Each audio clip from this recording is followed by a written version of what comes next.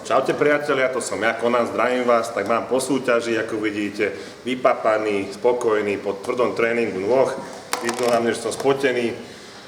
Idem spraviť takú krátku recenziu o tomto proteíne, proteín VPC 80, tým, že už máme po tej súťaži a spartský režim už padol, tak a ja som tiež len človek, tak je mi dožičené si ten život troška ochladiť a spríjemniť.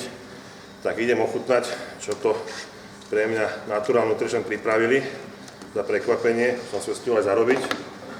Tak ideme na to ochutnať ho. Pre maximálny efekt odporúčam vyšejkovať to po ponornom mixéri. Sa to krásne napení.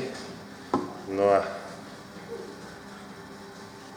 vynikajúci, keď to porovnám s tými vecami, ktoré som pil predtým, tie neochutené veci, tak toto je pre mňa ako Champs-Élysées, takže odporúčam každému. Konkrétne testujeme novú príchuť Bananofe, mi to pripomína kávičku s banánikmi. No niečo úžasné, aspoň ako doma pozná, vie, že ja mám chuťové poháriky také iné troška nadstavené, ale myslím, že týmto proteínom nepokazíte nič. No a samozrejme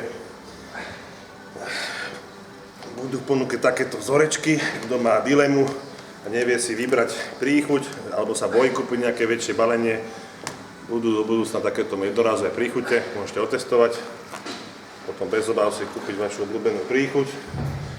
Takže ja som veľmi spokojný, odporúčam každému, kto chce kvalitný produkt, takisto aj chutný. A zdravíčko.